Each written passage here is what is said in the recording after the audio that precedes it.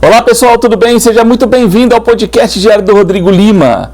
Você depois pode rever essa entrevista no meu portal de notícias, o diariodorodrigolima.com.br, e nas minhas redes sociais, no Instagram, no Facebook e no X, o antigo Twitter. Podcast Diário do Rodrigo Lima no YouTube é o maior canal de informações e notícias na região de São José do Rio Preto, com quase 100 mil inscritos. E muito obrigado a todos vocês que acompanham a gente também no nosso perfil lá no Instagram. São 3 milhões de visualizações nos últimos 30 dias. Meus agradecimentos a vocês que acompanham o jornalismo com credibilidade, ética e com profissionalismo aqui na cidade. E hoje comigo aqui um podcast muito especial. Eu recebo o deputado estadual Valdomiro Lopes. Deputado, muito obrigado pela presença do senhor aqui no podcast. Eu é que agradeço. Aliás, eu estava com saudade de vir aqui. Você não anda me convidando. Tô brincando. Também passei por um momento difícil, né? Mas, Rodrigo, eu fico feliz de estar aqui de novo. E vamos conversar, porque temos muita conversa para tocar para frente aí. Bacana. Deputado, eu começo conversando. Como é que o senhor está?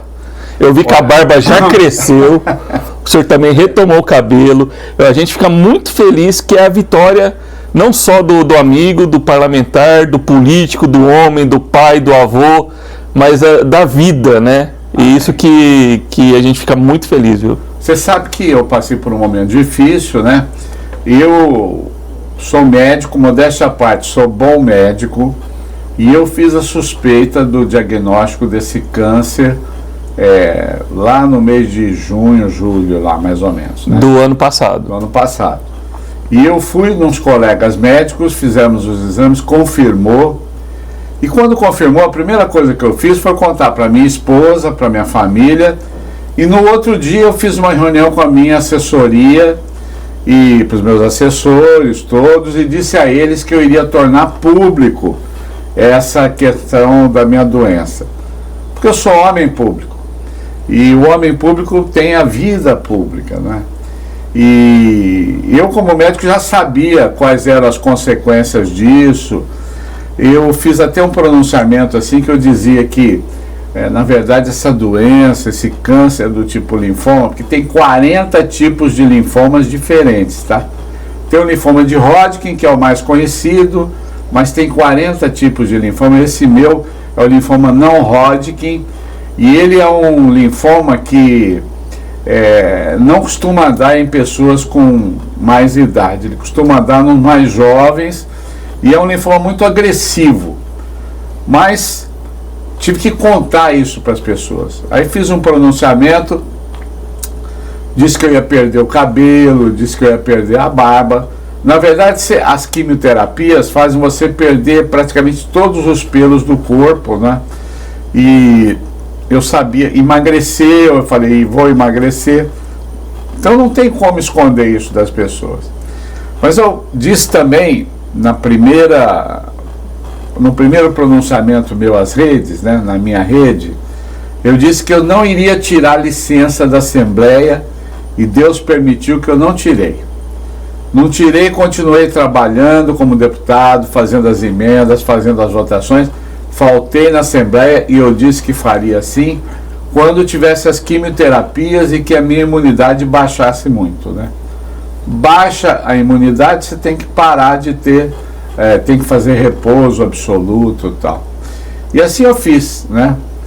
E eu disse também uma coisa que é verdade, eu vou repetir aqui. Falei, olha, eu acho que Deus, eu acredito muito em Deus, Deus é muito presente na minha vida. No meu primeiro pronunciamento eu falei assim, Deus acho que mandou essa doença para mim para testar a minha fé. E Ele testou. E a minha fé continuou. Eu usei a doença, as quimioterapias, para explicar às pessoas, né, como é que era o tratamento, como é que era cada ciclo de quimioterapia, que durou vários meses. Depois eu fiz a radioterapia. expliquei como é que era a ação dos quimioterápicos, como é que era a ação da radioterapia.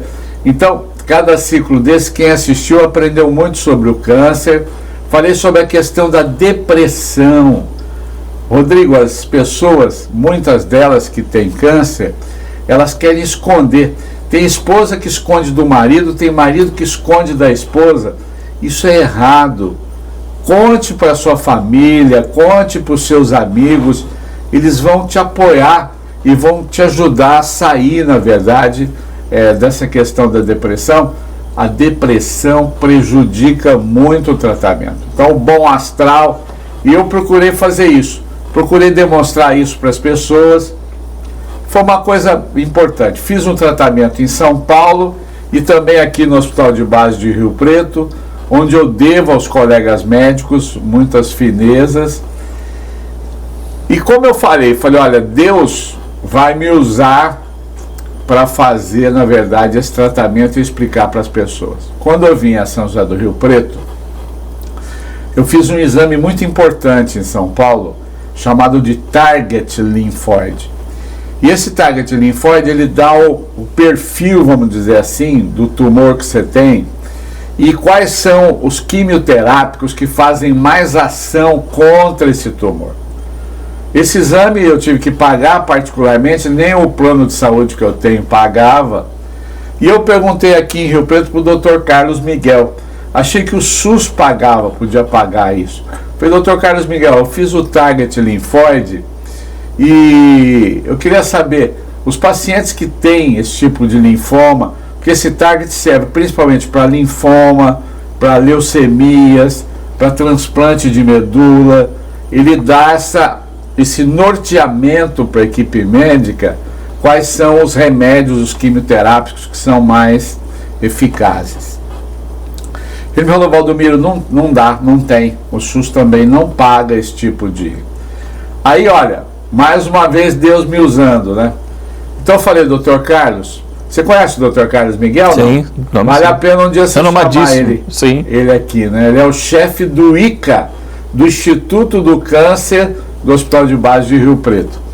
Falei, doutor Carlos, faz o seguinte então, faz um cálculo baseado no ano passado, quantos pacientes com leucemia, com transplante de medula, com linfomas como esse que eu tive, passaram pelo ICA. E esse exame custa quase R$6.000, mais de R$5.000. Faz o quanto você gastaria para fazer esse target nesses pacientes. E eu vou arrumar recurso para isso. E assim foi. Ele trouxe o resultado, dava 860 e poucos mil. E o que eu fiz? Fiz uma emenda de R$1 milhão. Eu vou um pouco mais, porque se aumentar o movimento, né? Então hoje, o Hospital de Base, o ICA, já está tramitando lá, ele tem para receber, fiz uma emenda impositiva minha, quer dizer, o governo tem a obrigação de pagar. Acho que agora, entre março, fim de março, começo de abril, eles vão receber e vão poder fazer esse exame também nos pacientes do SUS que vierem tratar aqui no Hospital de Base de Rio Preto. Não caberia um projeto de lei, deputado? Não sei se o senhor pode via Assembleia ou Câmara Federal com algum colega. Nós fizemos um projeto de lei que, aliás, foi assinado por mim e por mais algumas deputadas e um deputado, criando, na verdade, essa possibilidade não só desse exame, mas também da melhora dos tratamentos de câncer no estado de São Paulo. O governador sancionou e virou lei. Mas lei sabe como é que é, tem regulamentação, tem... Eu achei que nesse meu caso eu tinha que fazer uma emenda própria. Eu tenho ajudado muito o Hospital de Base, só para você ter ideia, nesse mandato eu mandei mais de R$12 milhões para o Hospital de Base de Rio Preto. Mandei mais de 3 milhões para a Santa Casa de Rio Preto. E mandei R$1.300.000 para o Hospital Bezerra de Menezes, que são hospitais de Rio Preto. E no Hospital de Base em especial, dentro desses 12 milhões, mais de 12 milhões foram, 7 milhões foi para criar o Centro de Tratamento de Queimados, que não tinha em Rio Preto. Eu fiz questão, cada mandato meu, eu falei, vamos fazer um serviço novo. Ainda não estava o doutor Horácio, lá estava o doutor Jorge Fares, eles toparam, fizeram os cálculos, e eu fiz outra emenda pessoal minha, não é recurso de governo não, é emenda pessoal, despacho meu com o governador, e está lá isso para fazer de esse centro de queimadas, que aliás, eu estou no 4º mandato de deputado, né? No primeiro mandato que eu tive, eu fui que arrumei o centro de queimadas de Catanduva. Era uma referência. Eu ia falar para o senhor, né? Tinha que levar para Catanduva. Catanduva, né? Mas Catanduva enche também, lota. Tem que levar para Sorocaba, tem que levar para São Paulo. Agora vai ter em Rio Preto. Agora vai ter em Rio Preto. Sim. Vamos inaugurar esse ano ainda, se Deus quiser, antes do processo eleitoral. Sim. E se o senhor pudesse resumir em uma palavra o sentimento do senhor em relação ao que aconteceu, esse milagre, essa bênção que aconteceu na sua vida, qual que seria essa palavra? Olha, foi um milagre mesmo, você sabe, porque depois de um certo tempo, quando você tem já uma certa idade, a sua defesa, ela também tem as suas limitações, né? E eu não tive, na verdade, um senão durante esse tratamento, né? Eu também orei muito, pedi muito. E quando eu contei para as pessoas, eu achava até que isso fosse, assim, de uma certa forma, as pessoas acharem assim, não, está doente, está se afastando do mandato de deputado, isso não aconteceu. Não vai ser candidato a deputado, não é a reeleição. Deus permitiu que eu continuasse atuando na Assembleia, então, e fazendo as emendas, fazendo tudo, então isso foi muito bom. E permite, inclusive, eu dizer aqui que eu serei candidato à reeleição de deputado estadual, e enquanto as pessoas de Rio Preto e da região quiserem que eu seja deputado, eu vou ser.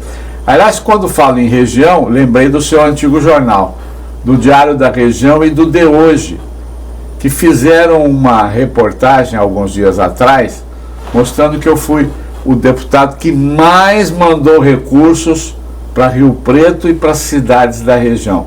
Porque eu sou um deputado diferente, não é? Eu só mando recursos, só faço emendas para a minha região. A vida inteira, nos meus 4 mandatos, me elegi assim, né? E vou continuar sendo assim. Diferente da maioria dos outros deputados, que pegam e mandam emendas para cidades do estado inteiro. São 645 cidades.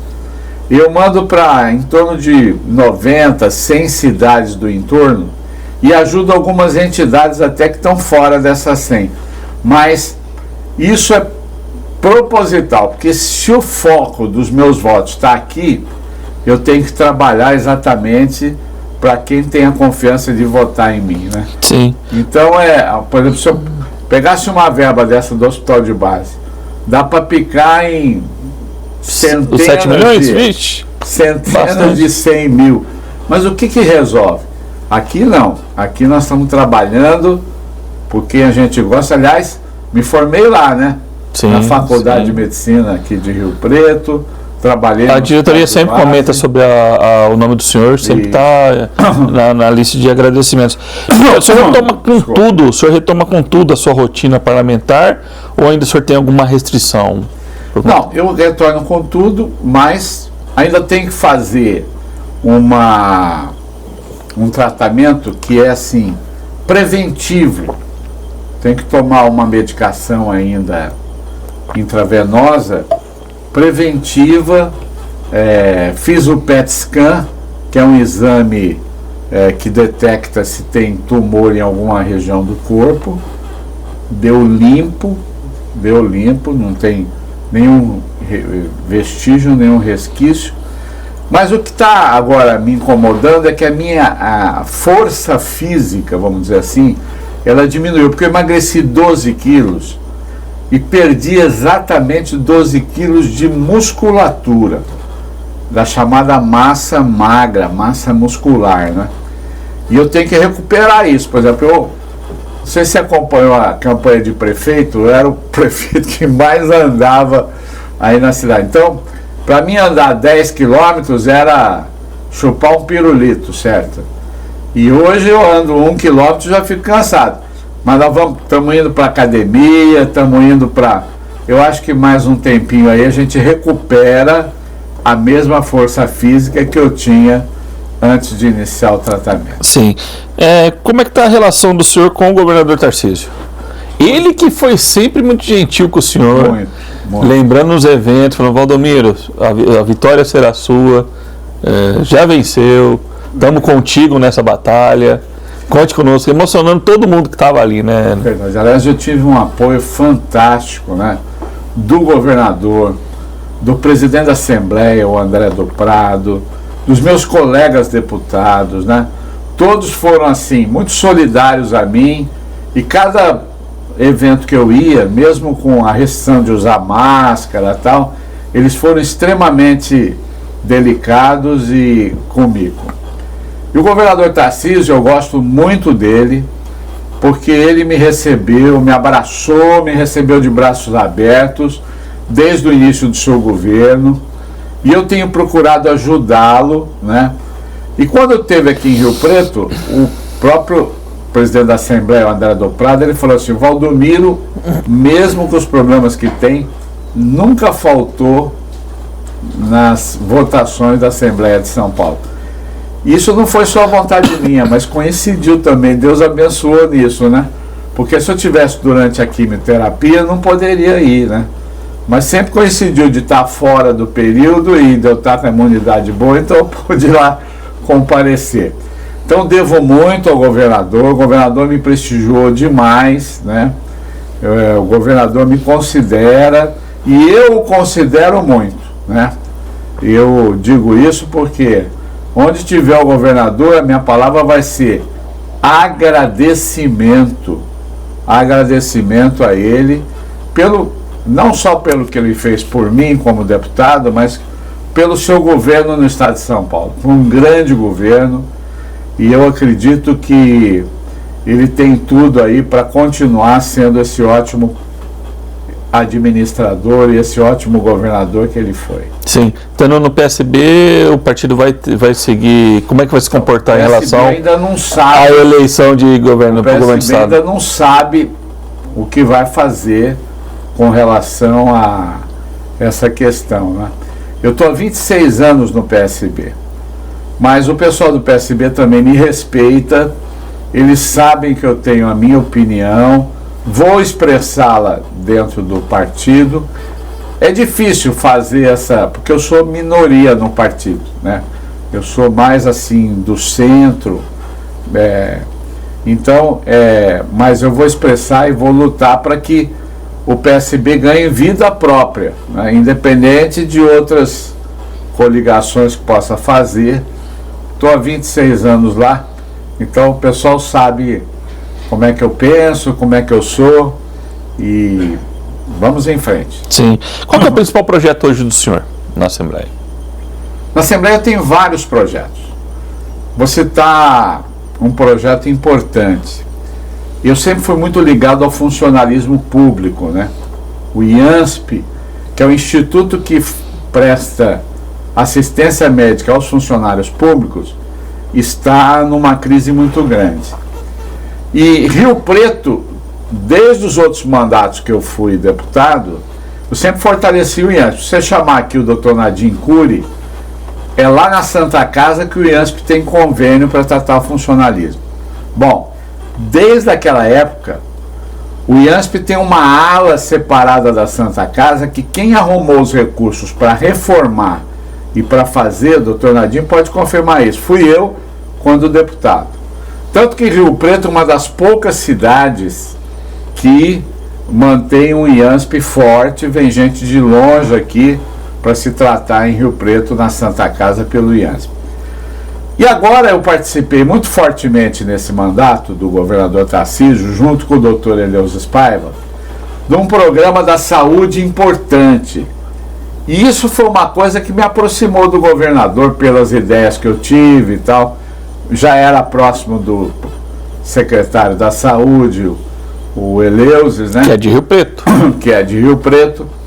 Então, esse projeto é o seguinte, eu estou estendendo a tabela SUS paulista, porque Antigamente o IANSP pagava mais do que a tabela do SUS. Agora com a tabela SUS paulista, o IANSP paga menos.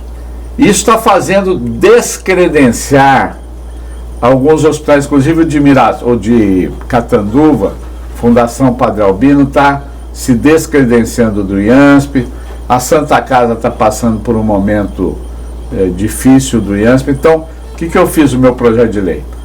Estabelecendo essa lei que seja paga a tabela SUS paulista também para os convênios do IANSP.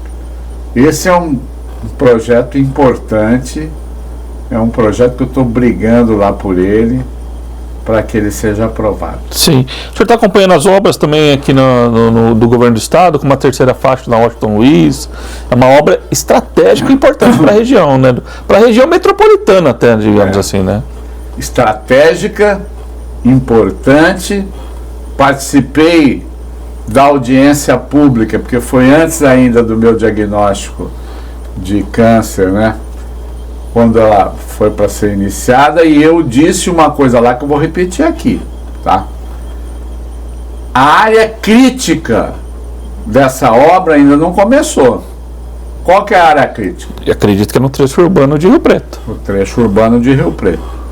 E disse lá nessa audiência pública, não estava o prefeito, mas estava o secretário de trânsito presente. Falei, olha, monte um plano, um senhor plano com a concessionária, porque se não tiver um grande plano para desviar o trânsito para linhas alternativas, tal, Rio Preto vai virar um caos, o trânsito de Rio Preto. Então, essa declaração minha aqui é importante, porque eu não falei disso com ninguém da imprensa, só falei lá naquele dia, e isso às vezes passa desapercebido pela imprensa e pelas pessoas. E Rio Preto hoje já tem um trânsito muito forte, né? Apesar de eu ter lutado pela duplicação da BR-153 ainda quando era prefeito, eu que fiz o projeto e fizemos as travessias. Aliás, eu passo naquela ponte estaiada que lembro de você, que você estava no diário, você metia o pau em mim.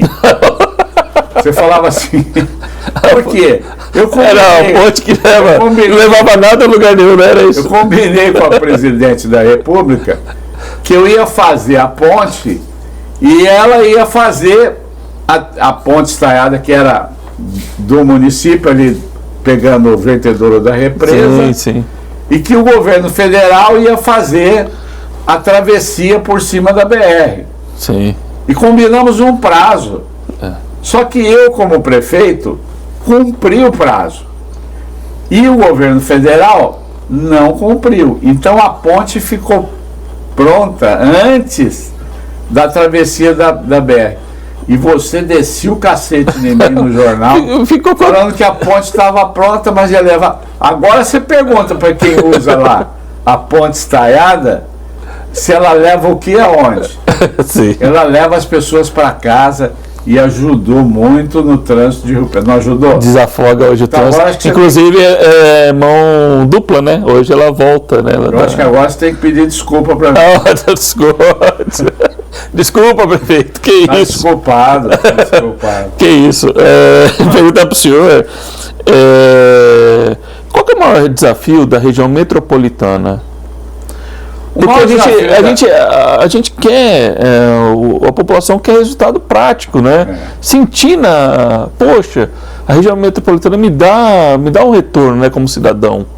O maior desafio da região metropolitana na minha visão, são 2 ou 3, né? O primeiro é a questão da saúde, né? Porque a saúde da região metropolitana, ela tem que ser tratada como se Rio Preto não tivesse só os seus 500 mil habitantes, mas tivesse mais de 1 milhão de habitantes. E com isso, precisaria que o governo federal e o governo do estado tratasse com recursos Rio Preto, a nossa região, com um olhar privilegiado para poder atender de forma unificada, né, essa questão da saúde. Eu lutei muito com isso, aproveitei inclusive a questão da regionalização da saúde para fortalecer algumas santas casas, o que melhorou, mas ainda nós temos esse desafio. O segundo problema é o trânsito, que o ex-prefeito Edson Coelho Araújo fez o chamado anel viário. Não é verdade, isso aí não é o anel viário, tá? Aquilo é um projeto meu quando eu fui prefeito, não deu tempo de eu fazer, mas deixei o projeto pronto. Aquilo é a interligação dos bairros, é um projeto da mobilidade urbana de Rio Preto. Essa mobilidade urbana era para quê? E é para quê? Para que a região norte, que é muito populosa, pudesse se ligar com as outras regiões da cidade, com linhas de ônibus e trânsito de automóveis, e enfim, os trânsitos que são necessários para a vida da cidade, de forma mais rápida, desviando do centro. Então, eu construí aquele terminal urbano lá na região norte, para que ele fosse um terminal fechado. Ele foi, nós inauguramos lá, mas até hoje ele não é fechado. Por quê? Era para que os ônibus derramassem lá os passageiros e, na verdade, fizessem lá um transbordo desses passageiros e dali, terminal fechado, eles pudessem trocar de linha sem pagar passagem, para que eles pudessem ir, por exemplo, da região norte, por exemplo. Então vem lá das Chacras, vem para lá, vem de todos os cantos da região norte para lá, e ali eles trocam de ônibus sem pagar passagem, e aí vai para o Distrito Industrial, vai para o Hospital de Base, aquelas linhas, vem para a região do centro, vem aqui para a região dos Damas, vai para Engenheiro Schmidt, então desafogando o trânsito da região central. Hoje, continua como era antes, não foi transformado num terminal fechado, porque ele era para ser um terminal fechado, como é esse do centro da cidade. Lógico, e guardando as devidas proporções. Lá um terminal um pouco menor por conta também do trânsito de pessoas, do tráfego de pessoas ser também menor. E o desafio agora da região metropolitana, qual é? É fazer o verdadeiro anel viário, que tem um projeto pronto, mas esse precisa ser com verba de fora do governo federal, que ele sai ali da BR-153, na região ali dos Castores, mais ou menos um pouquinho para lá, passa por Ipiguá, passa por uma parte de Mirassolândia, passa por uma parte de Rio Preto, cruza a Washington Luiz e termina lá na BR-153 de novo. Para tirar o trânsito pesado da BR-153, que hoje tem que passar aqui dentro de Rio Preto. Aquele é o verdadeiro anel viário. Que na época do governador Alckmin, eu como prefeito, me dispus a liderar, na verdade, as permutas e conversar com os proprietários rurais, inclusive de outros municípios, para que eles doassem aquela região de um projeto pronto que estava na mão do DR para fazer. Infelizmente o governador não topou algumas coisas, mas aquilo lá o governador Alckmin não topou na época. E eu não sei hoje como é que está a situação disso, porque já não sou mais prefeito, né? Então não sei se fizeram loteamentos no trajeto desse anel viário, mas é preciso, então a população de Rio Preto precisa saber disso, que esse anel viário, não esse que o ex-prefeito chama de anel viário, aquilo ali é a interligação dos bairros no projeto de mobilidade urbana. O verdadeiro anel viário, ele foi deixado de lado e ele é que resolveria em grande parte o problema do trânsito de caminhões pesados e o tráfego pesado em Rio Preto. O senhor citou o ex-governador Geraldo Alckmin. Qual vai ser o papel do Alckmin na eleição de 26? Não sei, mas será um papel importante que ele está... Ele segue como vice do Lula? Não sei. Essas questões eu não entro, porque, na verdade... Mas o senhor faz parte da comissão... Faço parte, Comissão Nacional, né? Sou minoria. E o Márcio França? Mas França também está lá tentando. Eu acho que nós precisamos, na verdade, rever essa dinâmica, porque não tem nada decidido ainda no nosso partido. Sim. O senhor confirmou que é candidato à reeleição. Já tem as dobradinhas na cabeça? Está namorando com alguém? Como é que é construído isso? Eu sempre fiz as minhas campanhas independente de dobradinha, porque a dobradinha quem faz não somos nós políticos, são as lideranças que nos ajudam. Então, eu não dou muito palpite, né? Mas eu tenho sido procurado por alguns candidatos a deputado federal para que façam campanha junto com a gente. Pode citar o nome ou não?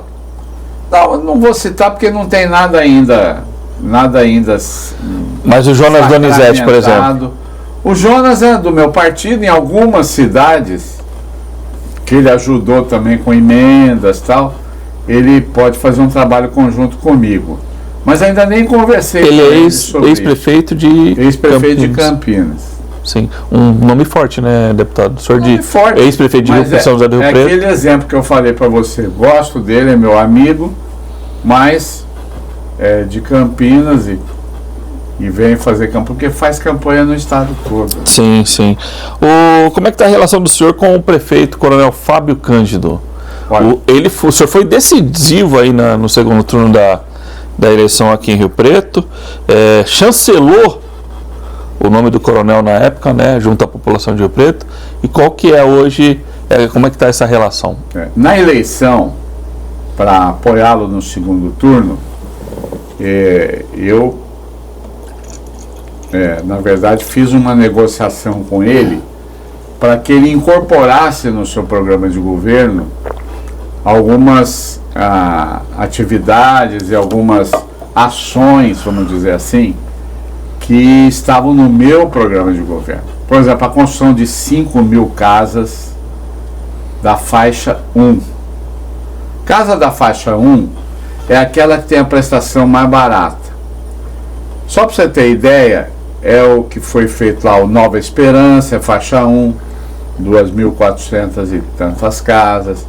O Lealdade e Amizade foi faixa 1, 2.511 casas. O senhor construiu casa em Rio Preto, hein, prefeito? Umas 10.000 e tantas, né? O Solidariedade foi faixa 1, e alguns conjuntos pequenos foi faixa 1. Pra você ter ideia, a faixa 1, na época, era tão interessante que a prestação era de R$ 25 a R$ 85 por mês. Então, extremamente baixo.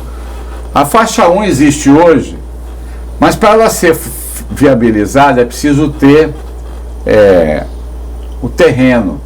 Porque na época dava para você comprar o terreno, e eu arrumei terrenos bem localizados e baratos, né? Porque a gente fazia os acessos, como é o caso do Lealdade e Amizade. Tudo dentro do programa Minha Casa Minha Vida. Tudo dentro do programa Minha Casa Minha Vida. Sim. Então, hoje, a faixa 1 ainda é do programa Minha Casa Minha Vida.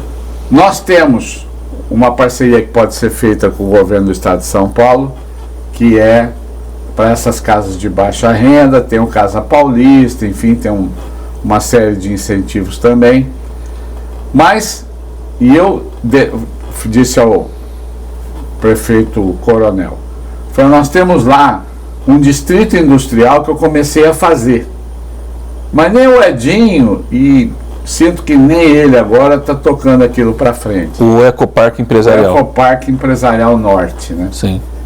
Então eu falei, lá tem uma área muito grande, não dá para fazer as 5.000 lá, mas acho que umas 2.500 dá para ser feitas lá. E a prefeitura tem outras áreas ainda que podem ser usadas. Então, dando aquele terreno, sem custo. Eu acho que era possível fazer a faixa 1 num limite que a população de baixa renda pudesse comprar. E a questão empresarial, ela não sucumbiria, ela não viria à tona, não seria tomada. Só ficaria lá onde já foi ocupado. Já está pronto, que eu deixei pronto 3 super quadras lá, que até hoje não foram ainda preenchidas, né? Sim. Então dei essa ideia lá. Outra ideia que eu dei, e ele deu a palavra que faria, é a UPA infantil. Rio Preto precisaria ter a primeira UPA infantil. Isso significava, então essas casas ele não mexeu até agora, tem tempo de mexer, né? A UPA infantil, por que era importante? E eu até falei, o ideal é que ela fosse feita lá na área que existe hoje, lá do lado do Hospital da Região Norte. Porque não é para tirar os pediatras das UPAs normais. O pediatra na UPA normal continuaria existindo e os casos graves, mais graves, seriam transferidos para a UPA infantil. E na UPA infantil, os casos mais graves ainda, se fazia um convênio com o Hospital da Criança, seriam transferidos para o Hospital da Criança. Isso também não foi feito. E por que isso é importante? Porque tem algumas épocas, na época do calor, são aquelas viroses gastrointestinais. Na época do frio, são as viroses respiratórias. Então, aí dá aquela superlotação, com mães carregando crianças, tal. Isso ajudaria a desafogar essa questão da saúde, né? Sim. E algumas outras coisas que... Então, e a indicação dos cargos? Das secretarias, como é que foi? Aí é outra coisa. Aí foi, depois que ele ganhou a eleição, ele, conversando comigo, falou, eu gostaria que o seu partido fizesse parte do governo, né? Então nos ofereceu 2 secretarias e alguns cargos para preencher essas secretarias, 22 cargos. Para ajudar a governar junto. Para ajudar a governar junto. Uma foi a Secretaria de Serviços Gerais e a outra foi a Secretaria da Mulher, né? Mas, veja bem, eu não sou de ficar toda hora cobrando, eu não sou incisivo, batendo na porta. O acordo político, adianta ter contrato registrado em cartório, firma reconhecida, adianta? Não. Não adianta. O acordo político de parceria, ele é feito, qual é o documento mais forte que tem? É a palavra, né? Então, um conversa com o outro, um dá a palavra de cá, um dá a palavra de lá, e, na verdade, também não cumpriu na totalidade isso, né? O senhor chegou a indicar a Rosicler, né? Indiquei no início... Que foi a candidata a vice do senhor na eleição. Isso, indiquei no início o doutor Heitor, né? O doutor Heitor que fez um grande trabalho na Secretaria de Serviços Gerais. Então, chegou a ser cumprido o acordo então, ou não? No início, depois que o doutor Heitor saiu, né? Sim. Aí não fui mais chamado assim para... Eu falei, olha, quero indicar alguém que seja competente para isso. Mas, falei, é preciso que o senhor, coronel, mande recursos para a secretaria. Porque se eu indico alguém, a secretaria tem um orçamento, só se agora melhorou, tá? Mas tinha um orçamento ínfimo, pequeno, até ridículo, vamos dizer assim, né? Aí eu ponho alguém lá, não vira nada, aí eu falei, eu vou ajudar, vou fazer emenda para comprar 8 tratores 0 km. Aliás, os tratores já foram comprados, se não foram entregues, estão para ser entregues. 15 roçadeiras novas. Por que 8 tratores e 15 roçadeiras? Porque a roçadeira quebra fácil, tem uma reposição, né? Então estão sendo compradas, se já não foram as 15 roçadeiras, para ajudar. E precisa ter gente. Na minha época de prefeito, a Secretaria de Serviços Gerais tinha 300 homens para ajudar a fazer a limpeza da cidade.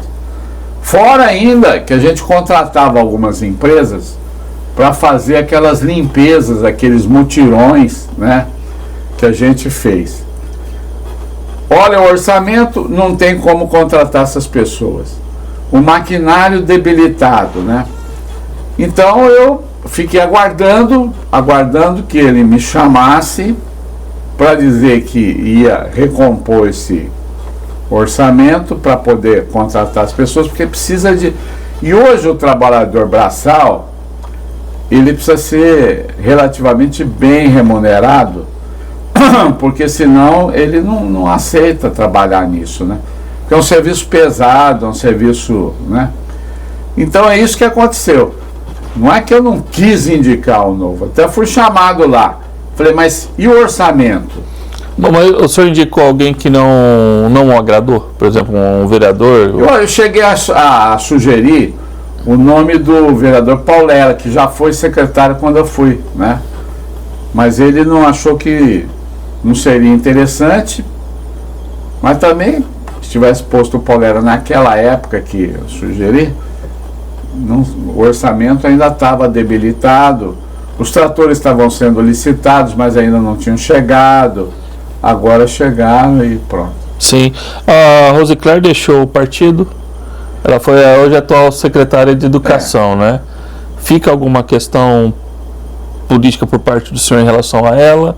Ela comentou que cada um faz o que acha que é melhor para a sua vida, né? A Rosicler é uma boa pessoa, tal, mas ela era desconhecida quando saiu candidata pelo nosso partido e foi minha vice, né? Então a partir daí ficou conhecida e ela é uma pessoa interessante e ela foi uma boa secretária da Mulher. Agora, para ir para a secretária da Educação, eu a aconselhei que não fosse, que não aceitasse. Por conta do quê? É uma secretaria complicada e ela ainda muito jovem e estava ganhando experiência na Secretaria da Mulher, e eu achava assim que ela ia enfrentar problemas que talvez pela falta de experiência inicial ela fosse sofrer. Não que ela não tivesse aprendendo, ela foi uma excelente secretária da Mulher, mas eu acho assim, é um fardo ainda muito pesado. E o prefeito achou que se ela se desfiliasse do partido, ela poderia assumir lá a Secretaria da Educação. Uma secretaria importante, torço para que ela dê certo lá, né? Mas será uma tarefa complexa, né? Sim. Qual que é o maior legado que o senhor deixa para Rio Preto? O maior legado é a minha história de vida, né? Os mandatos que eu fiz e que cada lugar dessa cidade que eu ando, né? Eu vejo quanta coisa nós fizemos. Na saúde, as UPAs todas, nós que construímos, né? UPA Jaguaré, UPA Tangará, a UPA Norte estava no comecinho, mas terminamos e inauguramos, reformamos a UPA Santo Antônio, reformamos a UPA Vila Toninho, né? Na saúde, criamos o Centro Especializado na Saúde da Mulher, né? Na saúde fizemos uma revolução. Trouxemos para a nossa área odontológica, tanto que ganhamos um prêmio chamado Brasil Sorridente. Rio Preto passou a fazer implante de dente, que é uma coisa cara, pelo SUS. E na área da mobilidade urbana, fizemos as ciclovias, né? Na área o novo terminal urbano, que é Você lembra como é que era o antigo, não? Sim. Como é que era o antigo? Lá ali na Pedro Amaral, não é? É intransitável, né? Era intransitável. Então, o novo terminal foi uma coisa importante. O antigo, achei que podia receber os ônibus, não sei se está recebendo hoje, da região. É um estacionamento. Hã? É um estacionamento ali, o antigo. Então, o antigo, o correto era receber os ônibus que vem das cidades da região para ter uma interligação com o daqui, né? Com vamos dizer assim, o ônibus urbano da cidade, para que ficasse mais fácil o trânsito das pessoas. Também fizemos as obras anti-enchente, né? Hoje as pessoas esquecem das enchentes. Como é que elas eram? Ainda sobrou a Mirce Johnson, que não deu para fazer, né? E também passou o governo Edinho, também não fez. 8 anos de Edinho, não fez. Agora ouço dizer que o atual prefeito vai fazer a obra da Mirce Johnson. E é uma obra complexa, porque também ela vai mexer muito com o trânsito, né? Você imagina que a obra da Mirce Johnson, as pessoas pensam que é só arrumar o canal ali da Mirce Johnson. Não é. Tem que fazer piscinões nos bairros adjacentes, tem que fazer piscinão lá no início da avenida, né? As obras anti-enchente, com as ciclovias, com os parques lineares, mudou Rio Preto se transformou na cidade dos parques.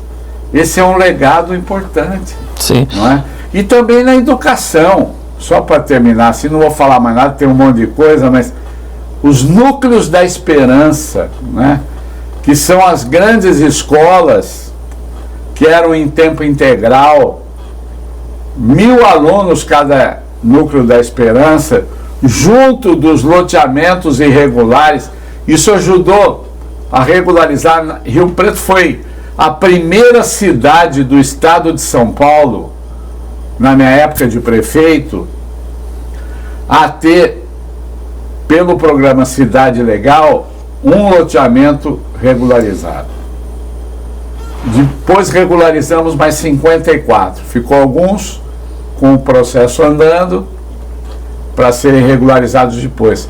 Mas os núcleos da esperança, a escola infantil do lado, a escola fundamental do outro, entre as duas, campo de futebol, salão multiuso para aula de teatro, para aula de computação, para aula de atividades musicais,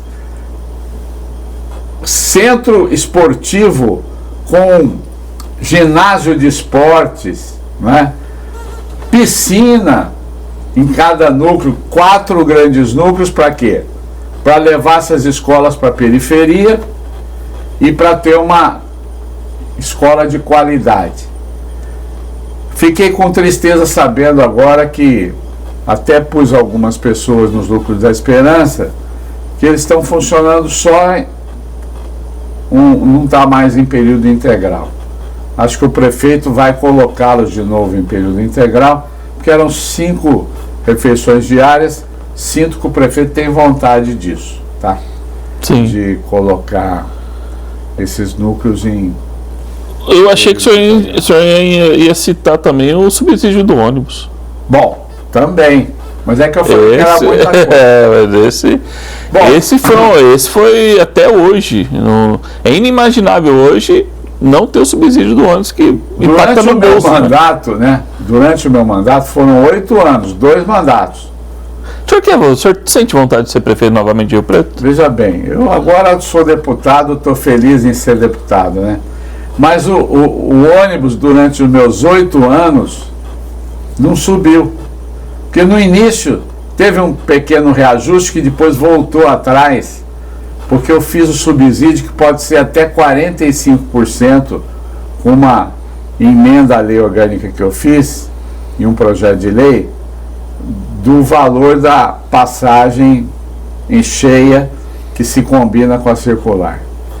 Então, com aquilo lá, ficou praticamente os 8 anos sem ter aumento da passagem de ônibus. Foi um recorde também, né? Nosso governo foi o governo dos recordes. E aí pode citar, que já não está funcionando mais, a fábrica de asfalto, a usina de asfalto, enfim, tem bastante coisa que fica. A ampliação do sistema de água, de tratamento de água, do tratamento de esgoto, é muita coisa. As construções dos viadutos. Os viadutos, então, na mobilidade urbana, tem lá você lembra o gargalo de trânsito que era ali? No Vetoraço para ir para a Secap. Indo para a Secap. E o gargalo de trânsito que era ali na Mirassolândia. Aquele não deu tempo de eu entregar, mas o projeto e o dinheiro para sua construção vieram do meu governo, né? E esse outro que sai do terminal e passa por cima ali daquela área do Jordão Reis, né? E já sai lá em cima, aliviando o trânsito no começo da Badibá City, né? Que, aliás, ganhou o nome da minha avó, Amélia Lopes da Silva, e até hoje não puseram nem a placa lá, mas não tem importância. Tem que pôr, né, prefeito? Precisava pôr.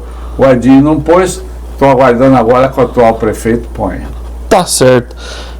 Deputado, agradeço demais a presença do senhor aqui. Volte mais vezes. Aqui teremos a eleição esse ano. Obrigado pelo bate-papo. O senhor vai visitar muitos prefeitos aqui na região agora, né? O senhor já comecei de novo, né? Já retomou esse trabalho, né? Os aliados e os vereadores também, né? São os principais cabos eleitorais, prefeitos e vereadores são os principais cabos eleitorais. Da região, aqui nós temos 2 vereadores do partido, né? São da base governista ou eles estão... Qual que é a orientação? Eles ajudam o prefeito, é o Alex de Carvalho e o Abner Tofanelli, né? Mas, na hora que precisa, eles exercem as suas funções. Mas oficialmente o PSB é base ou está fora? Eu acho que é. Eu acho que essa combinação eu não entrei, porque, na verdade, eles têm ajudado muito o atual prefeito. Que, aliás, precisa de bastante ajuda, né? Porque, principalmente agora, nessas questões que estão sendo tratadas aí do imposto, da planta genérica, genérica, que Qual tem uma saída? O senhor está acompanhando esse debate?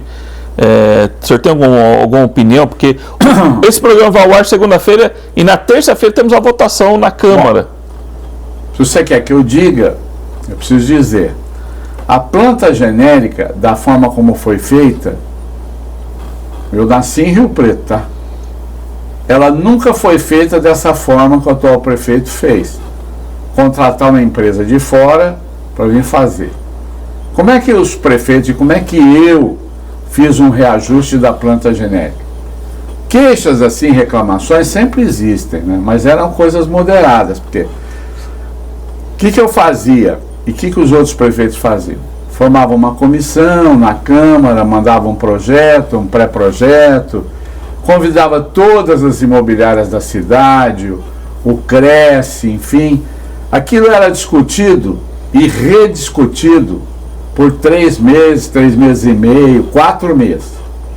Quando se fechava, ia a votação e se equacionava, na verdade, para que os valores fossem recompostos, vamos dizer assim, mas sem exagero, né? Hoje existem muitos exageros. Então, por conta dessa FIP que veio aí fazer, porque o pessoal de fora vem e faz. Agora, o prefeito escolheu a Meire Brito, que foi minha secretária da Fazenda. Aliás, o nosso governo, por conta dele mesmo, né? Ele está convidando Meire Brito para fazer parte dessa comissão, foi nossa secretária. Não foi indicação minha, não, viu? Não foi dessa? Foi livre arbítrio aí do prefeito. O Luiz Carlos Calças, que foi meu secretário de obras, estão lá tentando consertar, na verdade, isso. Se eu pudesse dar uma sugestão ao prefeito, o que eu faria? Eu faria uma nova planta genérica, num estudo agora mais... Porque você congelar os valores que já estão na planta genérica lá, não vão resolver o problema. Eu faria uma nova planta genérica, num estudo com essa comissão participando, e aprovaria, porque essa planta genérica vai valer para os próximos anos, né? E as pessoas ficaram apavoradas, porque elas recebem agora o carnê do IPTU e vem lá o valor que está explícito da planta genérica. Não é o que representa hoje o IPTU, né? Mas ele pôs aumento de 20% do que foi pago ano passado. Essa trava, uma trava limite. Mas, mesmo assim, 20% é bastante, porque nada aumentou 20%, né? Então, isso está assustando as pessoas, isso não vai ser mexido, pelo que eu fiquei sabendo. Então, eu acho que tinha que fazer uma nova planta genérica, uma nova aprovação. Se eu pudesse dar uma sugestão a ele, eu daria essa sugestão. Tá certo. Prefeito, agradeço demais a participação aqui do senhor no podcast Diário do Rodrigo Lima. Volte mais vezes, que o senhor tenha aí uma longa caminhada. A gente torce para todos os deputados da região que vão disputar a eleição, que trabalham pela região de Rio Preto, por São José do Rio Preto. Porque a gente sabe que os recursos que vocês garantem para o município são muito importantes, principalmente pelas entidades. Inclusive, eu tive com o senhor com uma entidade dos idosos, Lar de Betânia. Que projeto, que importante ali ajudar as pessoas que precisam. Sabe o valor daquilo lá, não? Não, da emenda do senhor? O senhor está ajudando na obra de reforma, né, inclusive? Não é reforma. Lá nós estamos construindo um novo espaço. Um centro de convivência do idoso, que o pessoal chama de creche do idoso. Sim.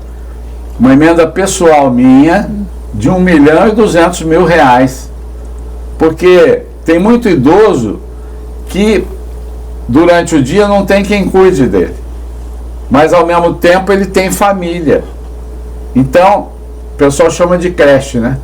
Não é a creche, é o centro de convivência do idoso. Leva o idoso para lá, o Lar de Betânia. Eu não desconheço qualquer deputado que tenha feito isso aqui, tá? Porque é um valor substancial, né? R$1.200.000 para fazer isso. Deixa o idoso lá durante o dia, leva de manhã, deixa durante o dia, bem cuidado, e no final da tarde, começo da noite, busca para ele vir para casa conviver com a família. Esse é um conceito moderníssimo, né? Que eu acho que também a prefeitura deveria investir nisso, né? Mas eu fiz questão, porque escolhi o Lar de Betânia. Nós temos vários asilos, várias entidades sérias em Rio Preto que cuidam dos idosos. Mas o Lar de Betânia é um exemplo, né? Eu ajudo desde a época do Coronel Targas, que era lá. É só indo para ver esse tipo de trabalho em Rio Preto, para saber a importância, né, deputado, dessas entidades, né? Tá ali sentindo na pele, vendo o trabalho que é feito. Eu tive a oportunidade, junto com o senhor foi dar uma visita, eu acompanhei das idosas pintando com lápis de cor ali. É emocionante, porque todo mundo vai ficar. Nós vamos chegar lá na melhor idade, né, prefeito? Espero que sim, eu já estou, né? Eu já estou nos 70 a mais. Nos 70 a mais. Então a gente vai chegar lá, todos nós, né, prefeito? E tratar com carinho essas pessoas não há preço, porque fizeram muito já na vida, né? Trabalharam muito, fizeram doação para a família, né? Se doaram para os filhos. E uma coisa interessante lá é o seguinte, que a diretoria até assustou, porque quando eu fui lá visitar, ele falou, eu já dei elas me chamaram lá para dar uma emenda para reformar a cozinha. Sim. Então eu dei R$100 e poucos mil para reformar a cozinha. E eu gostei tanto de lá, já conhecia lá. Mas uma limpeza espetacular, os idosos bem cuidados. Que aí eu falei, vamos combinar uma coisa? Vamos fazer um negócio grande aqui, grandioso, vocês toparem? Porque vai dobrar a população de idosos lá, né? Sim. Vamos, o que é? Aí eu falei, vou doar dinheiro para fazer um centro de convivência aqui. Mas faz o seguinte, faz o projeto, vê quanto custa e eu vou doar. Aí a presidente falou, mas isso vai ficar mais de R$1 milhão. Eu falei, não tem problema. Aí ela assustou. Eu falei, então fizeram o projeto, custava R$1.200.000, falei, fiz R$1.200.000 para ele. Sim, foi legal porque o senhor entrega um checão. Um cheque grande. Eu tenho esse hábito de entregar o checão. O checão é a marca registrada. 7 milhões lá por cento de queimados. E vem mais checão por aí. Tem um monte de checão aí. Peguei lá na Santa Casa, no Bezerra de Menezes, né? E quem sabe continua por mais 4 anos. Aliás, no Bezerra de Menezes eu falo outro também, lá, que é o primo pobre dos hospitais, né? mexe e faz um trabalho fundamental, bacana, né? Um trabalho com os doentes mentais, né? Que são desprezados. Então, é isso. Eu acho que Deus é bom comigo também. Acho que tem uns pontinhos lá que ele fala assim, ainda vou deixar esse cara lá mais um pouco, tal, para ver se ele continua ajudando essa turma, né? Sim, tá certo. Tem um olhar diferenciado. Isso. Eu quero encerrar aqui também, né? Sim. Não sei se já estamos encerrando. Na verdade, para dizer que eu torço muito para Rio Preto dar certo. Torço muito para que o prefeito, Coronel Fábio, acerte no seu governo, porque ele acertando, ele está fazendo o bem para as pessoas daqui. E que ele ouça, na verdade, assim, aquilo que a gente fala, e não é para criticar, é para dar sugestões que melhorem, na verdade, o governo dele, melhore a vida das pessoas, né? E ouvir as pessoas, sair às ruas. Eu sempre fiz muito isso, né? Tá certo. Então é que eu torço muito para que Rio Preto vá cada vez melhor. Mesmo porque nós estamos em março já, comecinho do mês, temos aniversário da cidade esse mês, prefeito. É verdade. Vai a Rio Preto, vai comemorar mais um ano. O senhor sente vontade de comer o bolo? O bolo de aniversário, o senhor sempre... No ano passado eu comi o bolo. A gente sempre fala, come o bolo, prefeito. O senhor lembra essa brincadeira? E você ficava em cima de mim para ver se borrava minha boca com o glacê do bolo. Tá certo. É terrível esse menino. Agora tá mais tranquilo, mas quando ele era do jornal, era terrível. Prefeito, olha, agradeço mais uma vez ao senhor pela gentileza de encontrar esse tempinho para estar aqui. E olha, agradeço você também que acompanha esse bate-papo aqui com o sempre prefeito, um dos principais prefeitos da história de São José do Rio Preto, o prefeito Valdomiro Lopes, deputado estadual, confirmou aqui que vai à reeleição na eleição deste ano de 2026. Você depois pode rever essa entrevista no meu portal de notícias, o diariodorodrigolima.com.br, e nas minhas redes sociais, no Instagram, no Facebook e no X, o antigo Twitter, porque você sabe, jornalismo é que tem lado. Um abraço, até a próxima, turma. Um abraço, Rodrigo. Obrigado, prefeito. Deus te abençoe.